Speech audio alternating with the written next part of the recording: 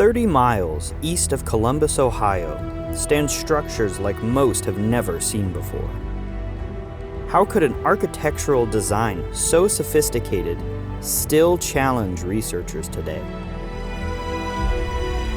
What did these precise lines and geometric forms point to? Were they random constructions or something far more extraordinary?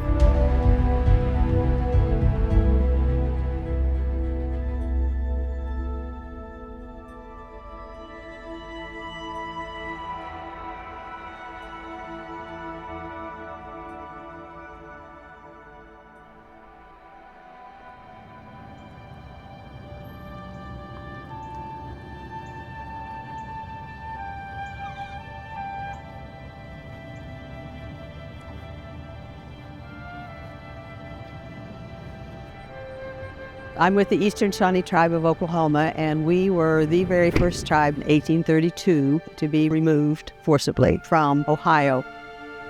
I was elected chief in 2006.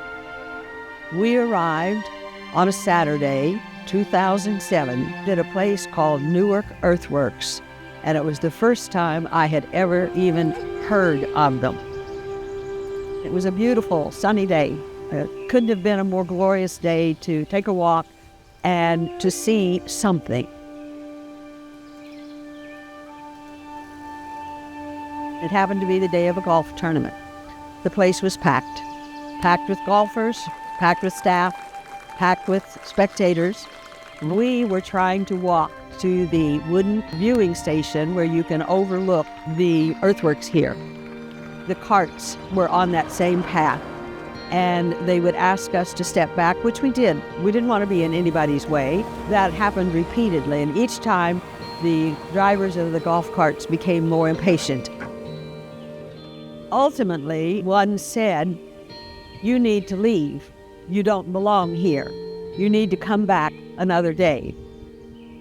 I came from Oklahoma and Missouri, and the place is open to the public only one day a year. It's this day or never for me. And so I wanted to go to that viewing platform.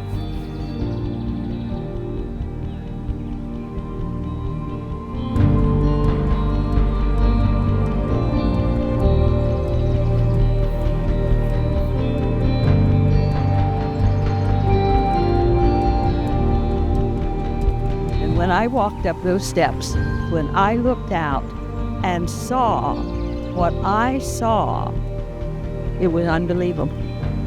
At first, there was such pride, there was such honor. Here are sacred mounds that our ancestors built, and I knew nothing about them.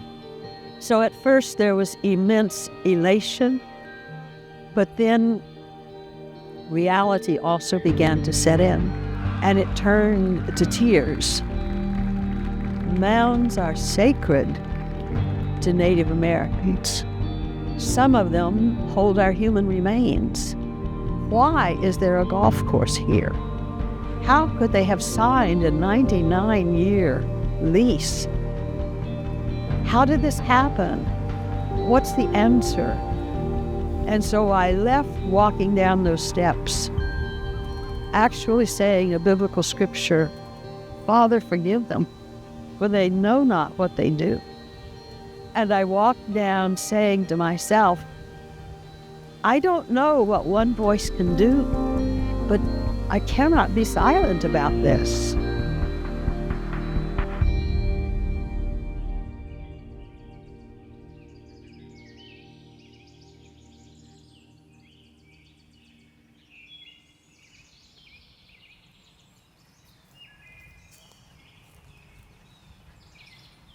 Hey, Logan. Hi, Chief Glenna. How are you? Oh, it's so good to see you. Good to see you, How too. are you? Hey, it's a beautiful day. Yes, you really couldn't ask for better weather. Well, I'm not talking about the weather. This is the octagon, and I'm freely walking on the octagon. First time ever. 18 years I've been involved with this. This used to be a golf course, right? Yeah, up until very recently. On January 1st, 2025, the Ohio History Connection took on full management of the property. Before that, it was Mound Builders Country Club. And that was not open to the public. It was not. It was a private country club. So even people like Chief Glenna could not walk here freely. That's correct. We only had about 4 days a year where the public could come and enjoy the site and appreciate it for how truly incredible these monuments are. The first time I came, it was only 1 day a year. And I was told I should leave and come back on that 1 day, like I can come from Oklahoma here any day that I want, you know. It is pretty amazing that we can come here and walk freely on the things that our ancestors built. These are special places that were meant to be used by Native people. We can be in this space as long as we like. Let's go, let's go.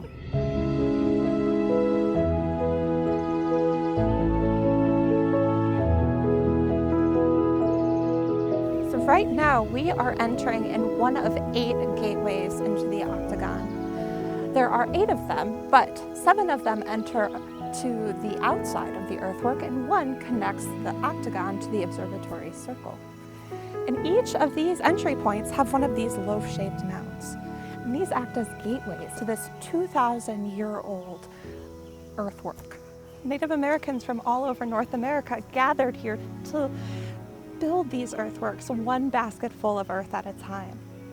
And they piled these mounds higher than the surrounding walls because they act almost as doorways. People would have used different entrances to enter the earthworks. Do you know anything about which ones they would have entered and why? We actually don't know, but we know that these entryways had a purpose. Each barrier mound gives a person a choice to go right or left and to enter the octagon. So if there's a barrier mound and you're confronted with it and you have to turn right or left, what does that mean? Male and female? Old, young? Highly revered, elder? Perhaps it had something to do with their jobs? We don't know.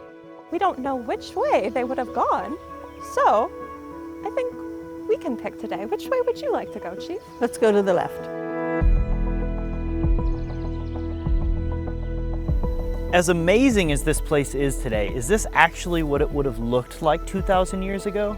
Yeah, it is.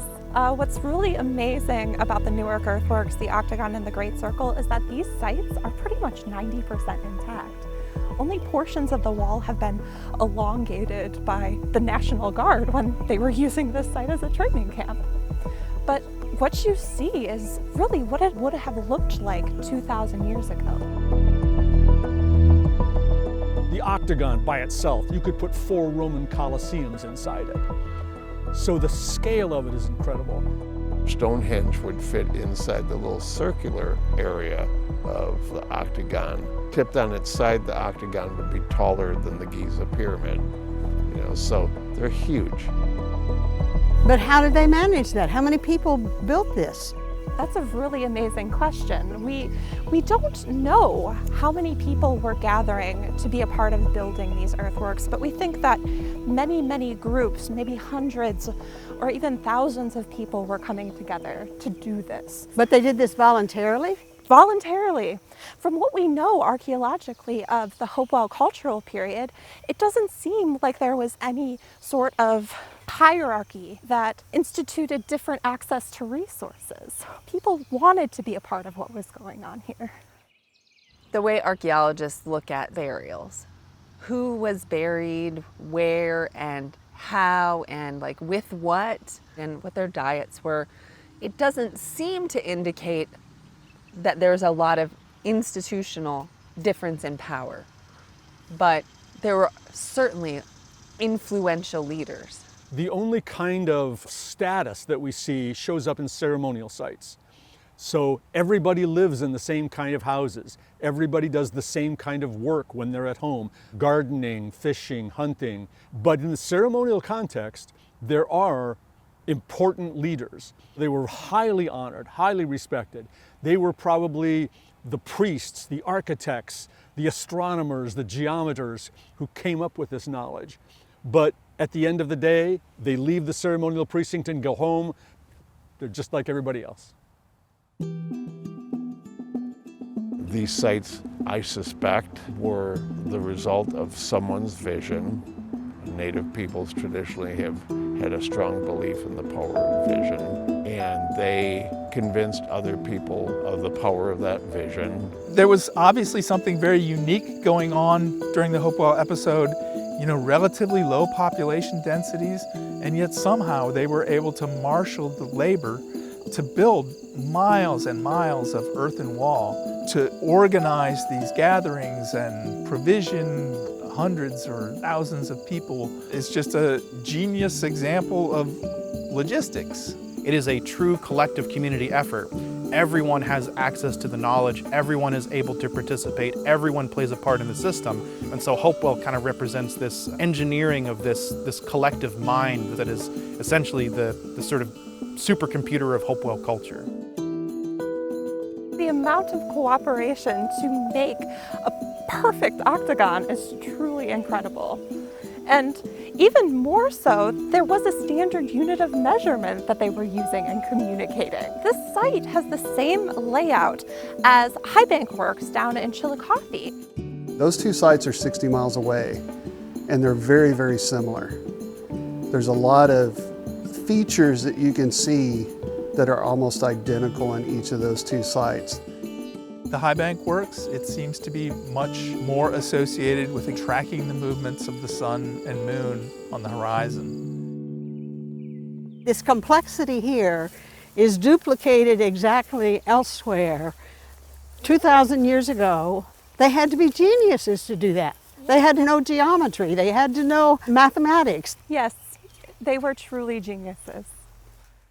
You don't know how meaningful it is to hear that, because I'm an old woman and my entire life, all I've ever heard my ancestors referred to is savages. And to say that they are geniuses and that you can document that and it can be proven. Yeah, these monuments were so well thought out. They were architects, they were engineers. They built these earthwork walls to last, and here they are 2,000 years later. The usual narrative that I've always gotten is that we're wandering half-naked savages. And this disrupts that. This completely flips it over and shows that, yeah, there's lots of people around the world that have been very sophisticated and very smart and very intelligent and geniuses around the world. Well, we have some pretty incredible architecture here too. Today, we would call these people scientists, mathematicians, astronomers, any ologist that you can think of, that's what they would have been. We see that carried out in the construction and the design of these earthworks, through their geometric precision, through the shared units of measure, and through their alignments with celestial bodies.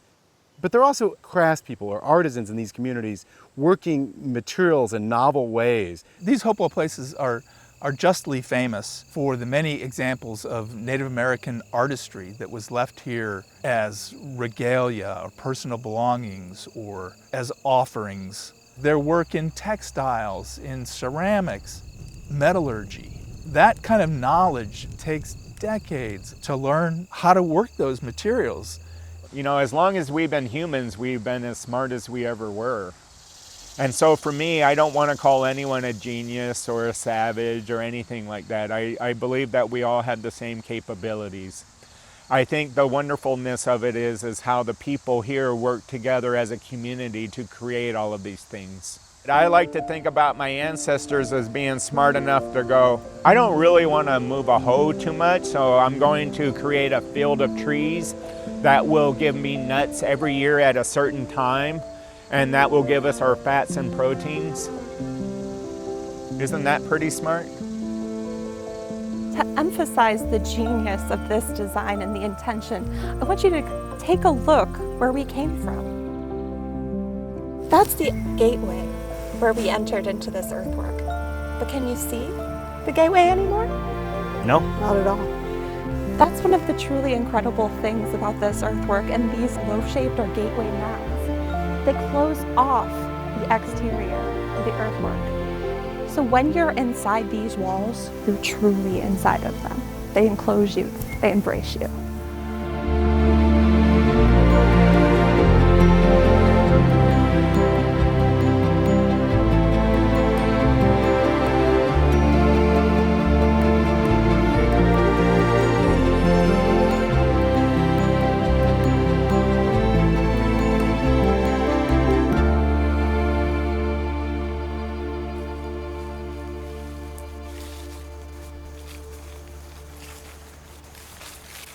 I wanted to bring you to another entry point to the earthwork. We're on the opposite side at Raccoon Creek.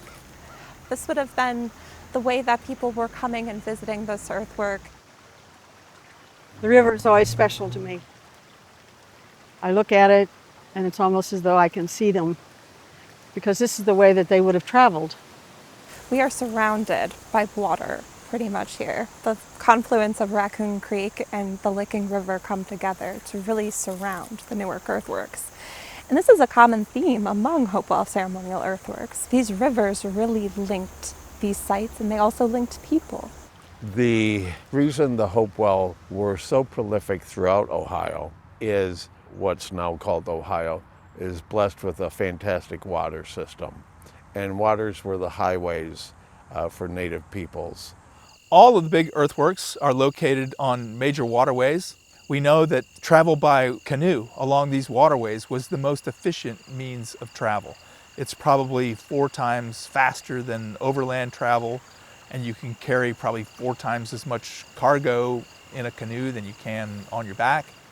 This is the first time that I've seen Raccoon Creek. I'm glad to be here. This is also my first time seeing Raccoon Creek, and I think it's special that these places not only connect us physically, but spiritually as well. The fact that it does both is important. These things are not only the superhighways of the time, but they are also the place where water exists and it thrives around us. So the fact that you can see that reflected in something even 2,000 years ago, I think is just one more connection that we have to this place.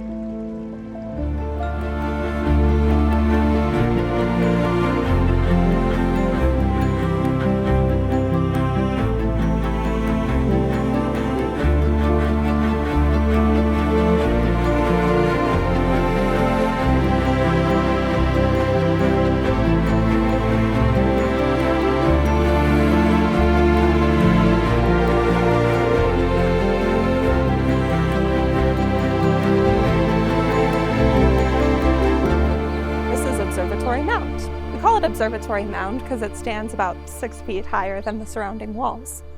It's been called Observatory Mound since the early 1800s. It was actually excavated in 1836 by what was then the Granville Theological and Literary Society. They call themselves Denison University today. Caleb Atwater in 1820 had suggested that the Observatory Mound was an archway that had collapsed over time. So they did this excavation to see if that was the case. But they weren't doing it to look for loot. They were doing it to test a hypothesis, which I find extraordinary. What did they find when they excavated it? Well, they were expecting to find a bunch of rubble and debris, which you would expect to see if it was indeed a collapsed archway. But that's not what they found at all. They go out and excavate this trench and determine conclusively that it's not a collapsed arch. It's complete architecture. It was an intentional structure built to block off a gateway. And I don't know of another example in the Hopewell world. We know that sometimes mounds are built to commemorate important locations.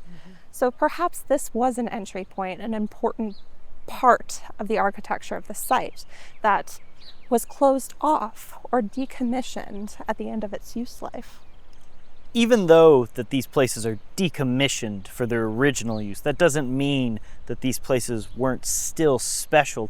I think that's important, though, because there are so many people who think that the only purpose for mounds was burial, and all mounds are not burial mounds.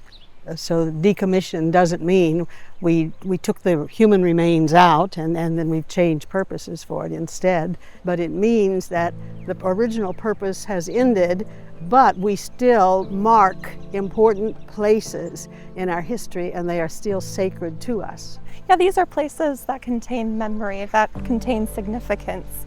And another really amazing part about the observatory circle here is that's where we get one of the measurements that we kind of compare the dimensions of other sites to, and that's the observatory circle diameter. And we see 20-acre circles down in Chillicothe. We see them down in southeastern Ohio. We get that measure when we draw a straight line from one side of this circle to the other side. And that measurement is 1,054 feet. It comes from this enclosure right here. It's kind of a fun thing to think about. that they had a standard unit of measurement that lasted throughout the Hopewell time period. But it was communicated over that 400 to 500 span of time. It's amazing, truly incredible.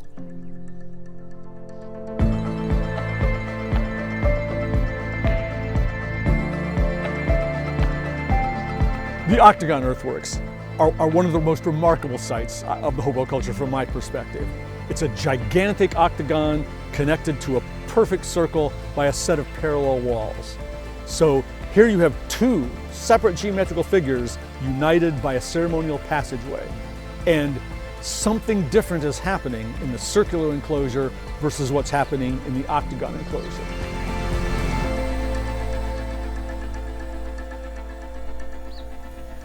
So this is part of the grand design of the octagon. This is the avenue that connects the octagon to Observatory Circle.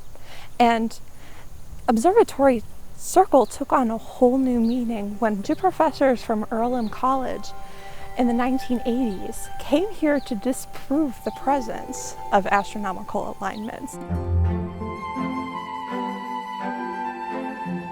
My training is not in archaeology. I was trained as a theoretical astrophysicist, and my research interest in the Newark Earthworks actually began quite unexpectedly when I began my teaching career about 50 years ago with my colleague Robert Horn. We first, in our course, studied the evidence for astronomical alignments at Stonehenge. I was very skeptical because it's very easy to find random alignments that were never intended by the builders. So I asked my colleague Bob Horn if he knew of a prehistoric site close to Richmond, Indiana, where we could be almost certain that there was nothing sophisticated here. What we wanted to do was bring our students here and teach them how to survey prehistoric structures.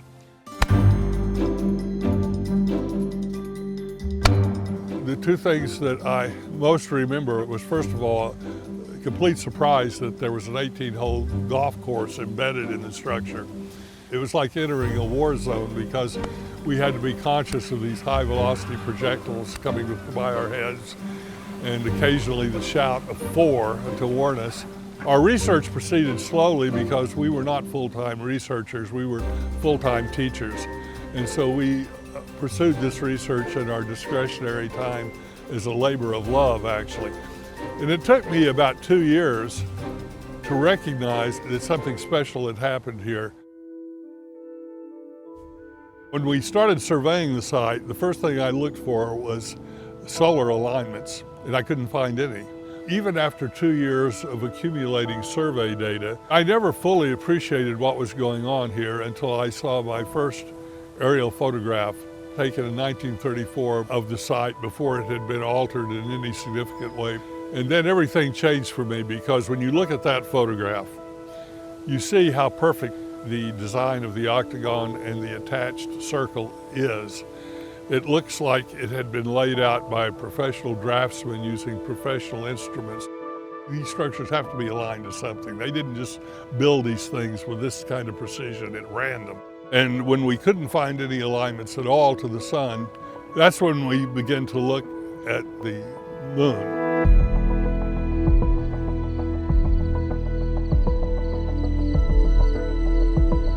They actually found that the octagon is designed with the cyclical nature of the moon in mind. This pathway aligns perfectly with the northernmost moonrise, which doesn't occur every year or every 2 years, but only happens every 18.6 years. Before Ray Hively and Robert Horn rediscovered these astronomical alignments, the Newark Earthworks were largely neglected. And they'd written these two papers, and then sort of nobody cared. We were going to let the work speak for itself. Well, it turns out in the academic community that rarely works. You have to publicize your work, you have to promote it, you have to travel to conferences. We didn't do that. And after our first two papers were published, I don't think anyone read them or cared about them until Brad Lepper. I read them and I got really excited by it, but I didn't understand a lot of it, because like the lunar cycle it's very complicated. The moon is very hard to pay attention to in the first place because it rises at all times of the day, all different phases. There are 8 points on the horizon that mark changing patterns, points of change in the movements of the moonrise and the moonset. That's what people have to understand in order to grasp the genius of the Newark octagon, because there are alignments there that mark all 8 of those angles. It's absolutely astonishing. I thought most of archaeoastronomy was nonsense because without a historical record, the builders couldn't tell us what they did. And a site can always be contaminated with just random alignments that are there by chance, and so how do you know the difference? I never expected to find a symmetrical structure like this where every single detail could be explained by this single objective of lunar alignments. All of our understanding of Hopewell astronomy begins with their work at the Octagon Earthworks. It fundamentally changed the whole perspective, and suddenly people were interested in Newark again. And then later they also determined that those same alignments were built into the high bank works. So it's not a coincidence. And then later still they find some of these alignments at many of the other earthworks as well. They are creating these earthworks so that they will align with the rhythms of the cosmos. They are bringing the movements of the heavens down into these earthworks. That 18.6 years, it was designed with that cycle. It shows the length of planning because one cycle probably wouldn't be enough to build an earthwork such as this. You think about an 18.6 year cycle of the moon. Okay, how many times are you going to see that in your lifetime? It's going to be a handful. 2, 3, if you're really lucky, maybe 4. If you think about laying out a huge earthwork that lines up to the moon that way, that means that your people have mechanisms in place to share that knowledge between generations. To map the coming and going of time on such a large scale, it's astounding. I can't puzzle out what the need might have been to need to do that on such a grand level. We still have constellations and we still celebrate solstices and equinoxes. That's something that we still do as a community. So it makes a lot of sense for me that 2,000 years ago, these people are building these things in these alignments. In addition to that 18.6, which proves that they knew astronomy, and they knew it because they were nature people. They were outside, they were paying attention, but they had to know mathematics, geometry. All of that combined just goes to their genius.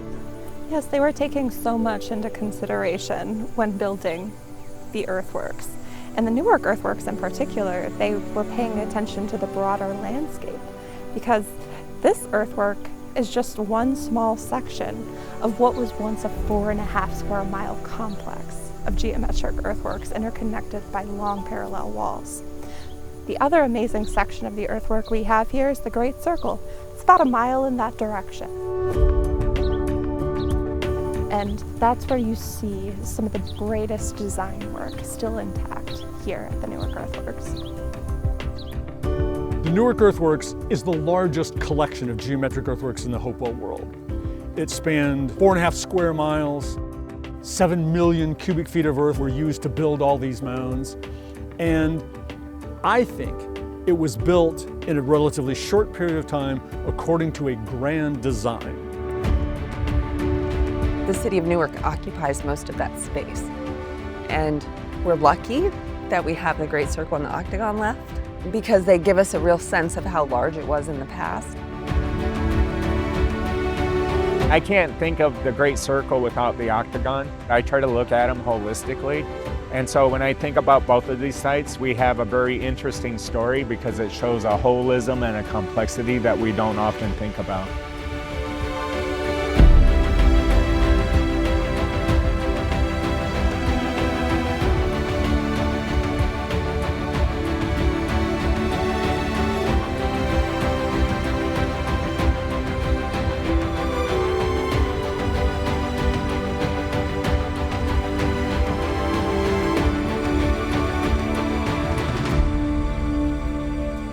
Marti. Hey, Logan. How are you? I'm good. This is a good day to be here. Yes, it is. I mean, this is one of my favorite of the earthworks. How was the Great Circle connected to the octagon? The Newark Earthworks are consisting of 4 giant geometric shapes, and each one of them had a different purpose. And we know that because of the way they were built. So the people who built these sites showed us the way by building walkways that were bordered by low embankments, about 3 feet tall. And they were as wide as a road that cars drive on today.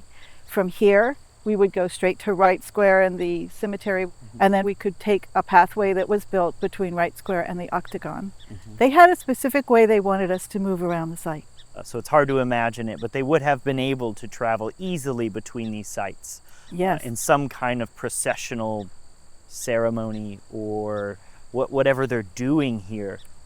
They provided guidance and instructions for how we were to move through the site. We don't know if this was a beginning point or an end point. We haven't deciphered that yet, and it's okay if we never do. So how would the Miami people have entered the site, and what can we learn from that about how the builders might have used it? Well, based on how we do stomp dancing, which is actually a little bit more traditional of a dance for us, I would say we would enter a place like this counterclockwise. That's not necessarily how they would have saw it, but I bet it's a lot closer than just going straight in. Something about stomp dance too. Stomp dance is not a quiet dance. It is a joyful, celebratory, wonderful dance. And I think that embodies what we see here and how it would have been used. Not solemn and processional, but joyful and fast. On that note, let's go in. Yes.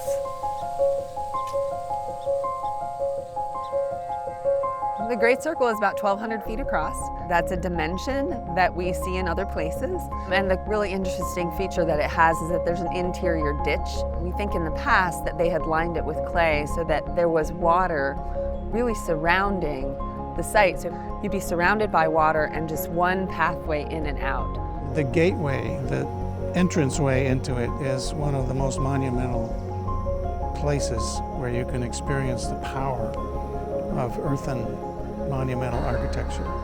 Walking in towards the undulating mound in the center, it's a magnificent spatial experience. It really is amazing just the size of this place now that we're here on the inside. I mean, how many people do you think could even fit in here? Thousands could fit here, but we don't know that that's the intention of the builders. It might have been more about coming in here with a few people, your family, your people in your village, the people that you're meeting up with, and then seeing how small you are as humans in relation to the universe.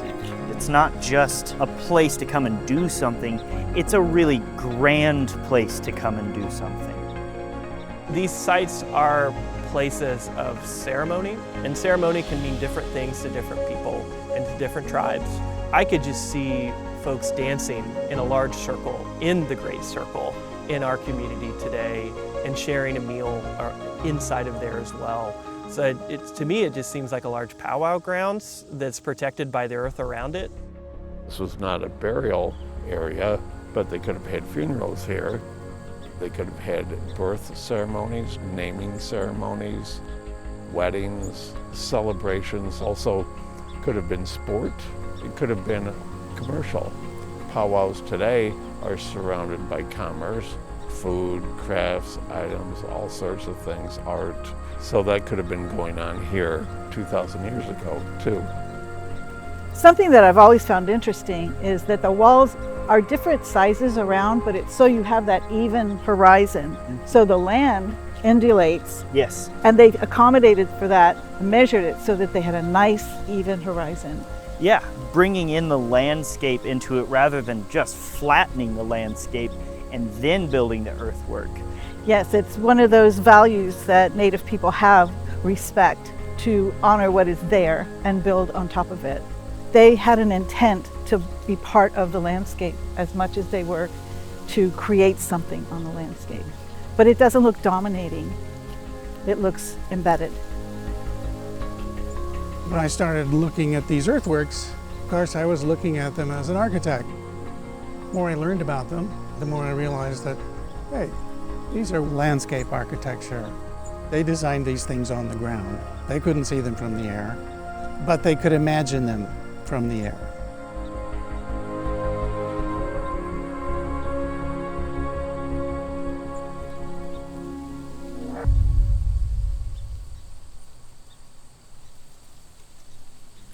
Here we are at Eagle Mound. It's in the center of the circle. It is 3 shapes, and it could be talons of a bird, it could be an arrow, but whatever it is, it's built to be higher than the rest of the ground, and that's significant. You know, with Serpent Mound, when you look at Serpent Mound, it's a snake. You can tell definitely that that's what it represents. This is very unclear. Hopewell mounds often tend to be just blobby mounds. It's like an inkblot test where you can see different things in it. It doesn't mean Hopewell were creating animal-shaped mounds. But it has the name Eagle Mound here at Newark, and it's a nice name, so it has stuck. I know at some of the other earthworks, sometimes the mounds and earthworks are used to cover something else. Do we know if there's anything underneath the ground here?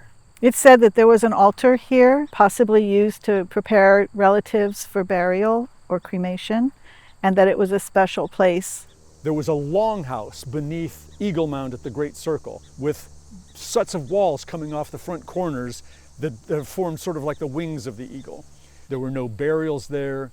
There was at the very center of that longhouse a clay basin shaped sort of like a bathtub, and many fires had burned in that clay basin. If it was used for crematory basin, though, the remains or whatever, the ashes, everything was cleaned out and removed. And if they were ancestors, they would have been maybe put in a leather bag or a basket and carried in ceremonial processions to the burial mounds.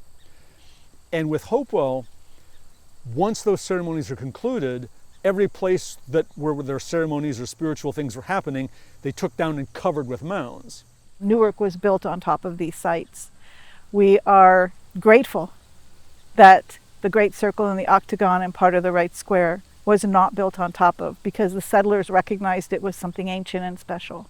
Is there a reason that they didn't build here and at the Octagon compared to some of the other sites? Well, the preservation efforts really began in 1910, 1900. They were made parks and open to the public and to be preserved. That doesn't mean they didn't use the site in different ways. This was the site of a county fair. They had big gatherings. It was used for the Civil War Veterans Association to have a 7,000 person reunion here. General William Tecumseh Sherman, Civil War hero, also Indian fighter, ironically spoke here, but his stand fell during his speech. He was okay, but I think there's a little karma going on there. And then it was an amusement park, Idlewild Park. They had races around it, gift shops, Ferris wheel, merry-go-round, tavern, hotel.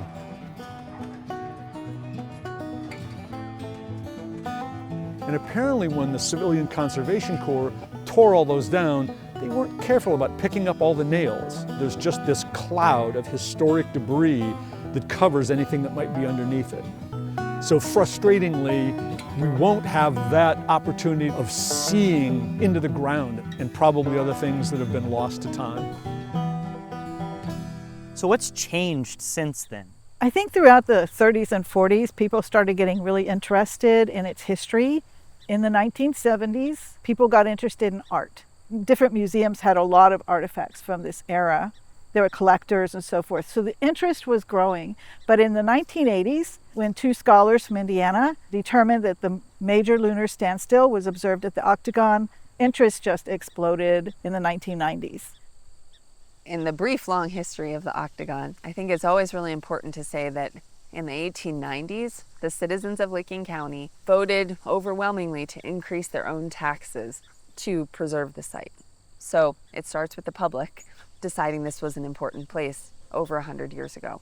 And like 90% of the people in Newark voted to raise their taxes to get the money to buy it, to save it. But that's how it gets saved. Local people just say, let's pony up the money so that that site can be preserved and we'll find some kind of use for it.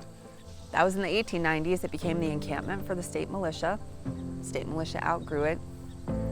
By 1910, 1911, a decision had been made by local leaders that it should become a new country club. The general community wanted it to be a public park, but the country club wanted it to be this golf course. Every member of the Newark Board of Trade was a member of the country club, so they voted to make it a golf course rather than a public park. Fast forward to the 1930s, Newark Board of Trade, they went defunct during the Depression.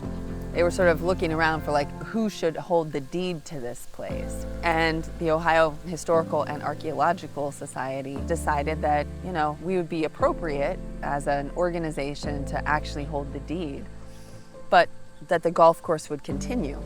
It was always understood that the public should have access to it. That's actually in the deed. As we get in towards like the late 1980s, 1990s, that public access started to erode.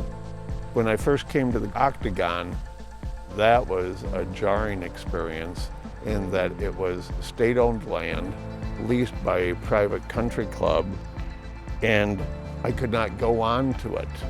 Just as a citizen of the United States, as a resident of Ohio, as a native person, I was excluded from that. So in the 1990s, the country club wanted to expand the clubhouse.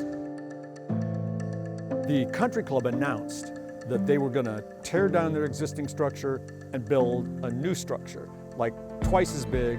Jeff Gill and I saw it on the front page of the Advocate, and we were horrified. Like, what the hell? Dick Shields, history professor at OSU Newark, he was the one that really got outraged. He started involving Indigenous people, he started reaching out, and the circle of concerned people started growing and growing. The country club wanted a lease extension, you know, so the lease was going to go on for many, many decades.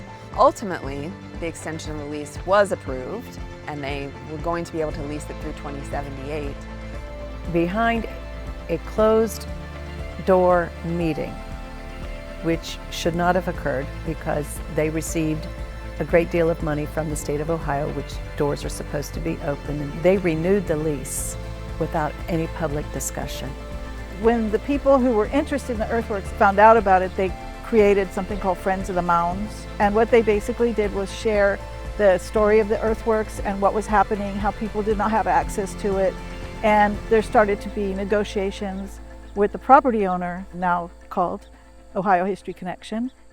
Friends of the Mounds began around 1999, and it began with professors from The Ohio State University and Denison. And part of the goals was to save the earthworks from damage. It was also part of receiving public access, because the original contract that Ohio Historical Connections had with the country club was that there would be public access. And there, at this point, had not been public access. The next goal of the Friends of the Mounds was that we would look into the possibility of this site being a World Heritage Site, and what would that mean. We're a community group. We don't hold any political power, but our power was to be able to present and to talk and to educate.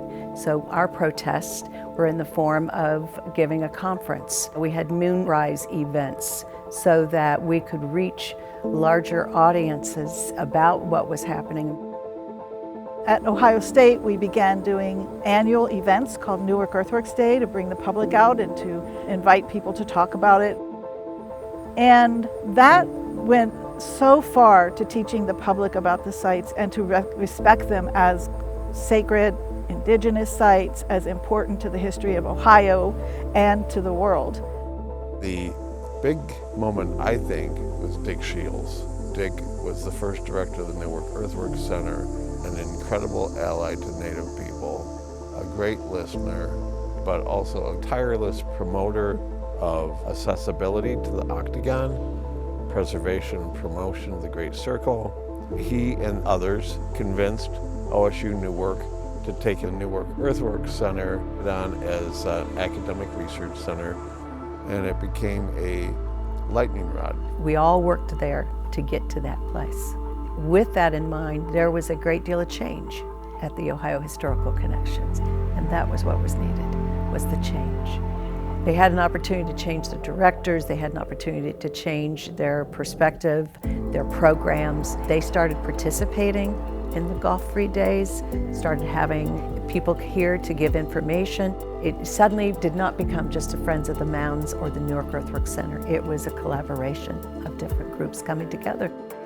We've been working on it since 2005 or so, but after 2007, Chief Glenna Wallace came here, and the interest from tribes really grew from that.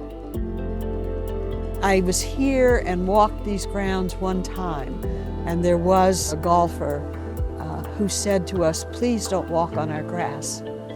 It was all I could do to bite my tongue because I wanted to say, "Please don't golf on our mounds." And so I walked away entirely focused upon these mounds and how do we continue to have them to be preserved. Tribal engagement picked up the idea that, gosh, it really shouldn't be a golf course and a country club. It really should be open to the public every day. So all of that kind of came together to really change the way the leadership at Ohio Now History Connection was thinking. And that's how we got to World Heritage. It was a community-wide, scholar-wide, tribal effort to get the sites recognized forever as World Heritage sites. If the Octagon Earthworks had stayed a golf course, we would not have been able to include it in the nomination. The fact that access was restricted for so much of the year really made it a difficult sell to say this should be a World Heritage Site. So early on, we were negotiating to try to get more public access, and that wasn't working out. Fast forward to today, where we went through a time period where we tried to negotiate out of the lease and couldn't come to an agreement, so took legal action. That was settled. Ohio History Connection bought out the remainder of the lease from Mound Builders Country Club, and so on January 1st of 2025, it became open to the public every day.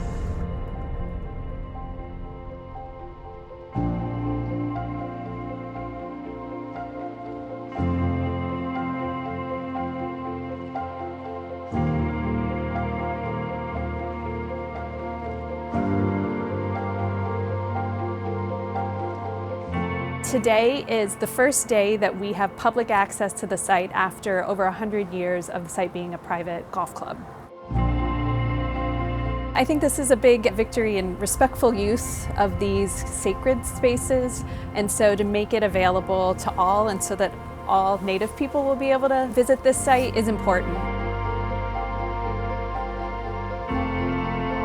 I find myself at awe that I'm actually sitting here in the country club, inside, legally.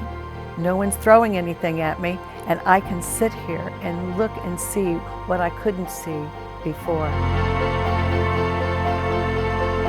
To give credit to all groups, we all had positions, we all had a goal of focus. None of us really knew quite how we were going to get there, but really the only way we could get there was be together. I love the Newark Earthworks. We have World Heritage for 8 of the ancestral mounds here in Ohio now. But I have to say, my goal was not to achieve World Heritage. I had one single goal, that was remove a golf course. And it was Ohio history that made that possible.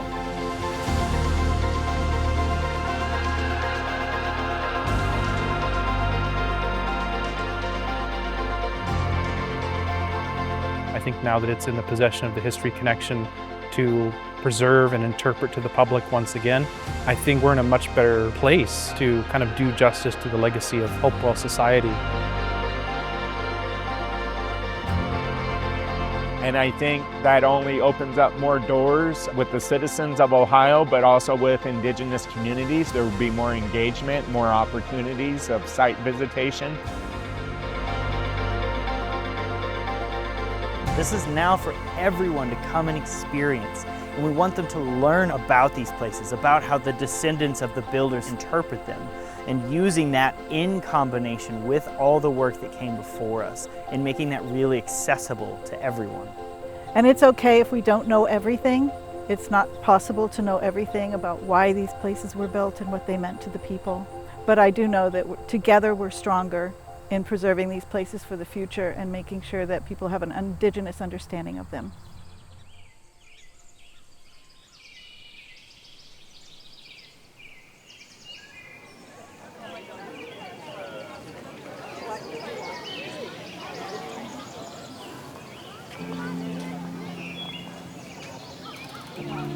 So tonight we're here at the Great Octagon Earthworks looking at the lunar alignment. Every 18.6 years this happens. That's why it's so significant with me, is because yes, it shows the manpower and genius that goes behind these earthworks, but also I get to share it with my mom who's in attendance here tonight. There have been so many people that I've seen here that I've met years before, and it's been a journey that so many of us have taken together. We've devoted much of our lives to it. I've been studying these people in this site for most of my career, more than 30 years, and to be able to stand where they stood and watch along the alignments and see the same moon that they saw rise where they knew it would rise and where they designed the earthworks to showcase it, it's really thrilling.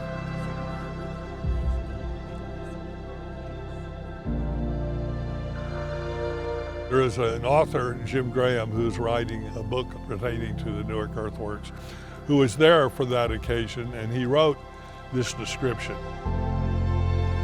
The moon would inch over the horizon at 9:44, but it would be another 15 minutes or so before the moon's aura would fill the darkness above the tree line. We waited and waited. Slowly, the glow grew, and then we thought we saw a spark. Then more spark through the thick, distant trees. With branches as points of reference, you could see the moon move. The crowd was almost completely silent. We were in church, after all. Soft whispers to guard the precious quiet. Crickets were louder than people. Reverence, respect for those most deserving of the view, the Indigenous, seated in front like the family closest to the nuptials or the wake. People were careful with their phone cameras.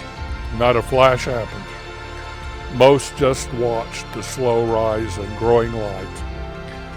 As the moon rose above the trees, I saw a meteor mark a trail through the north end of the Hopewell Alley, like a welcoming smile. When I first read the draft of this, it made me cry.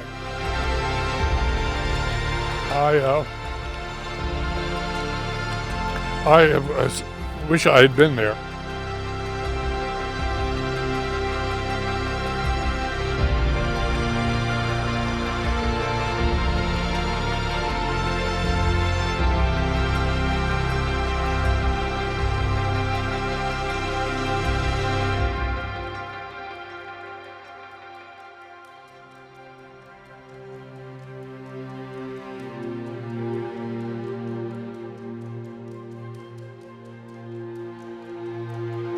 It's a legacy and a message for the present, for anyone who can experience this. And the message is what any people can do when they are united behind an idea that has the power to inspire their imagination, their courage, and their curiosity.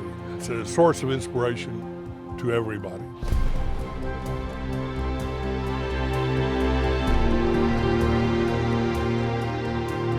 I obviously love this place. It's the first place I came and realized that my ancestors' heritage was connected to this place.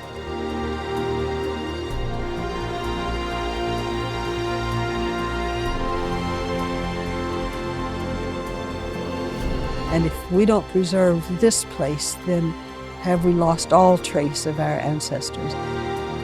Someday I'll be one of those ancestors, and I want people to protect what we fought for as well.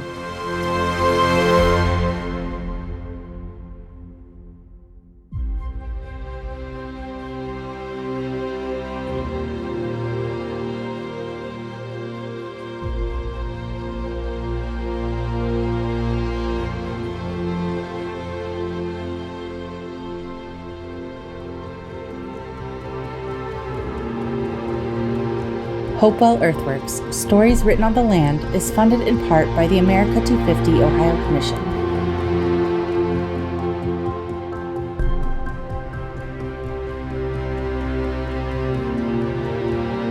Production support for Hopewell Earthworks, Stories Written on the Land is powered by the Storytellers Trust.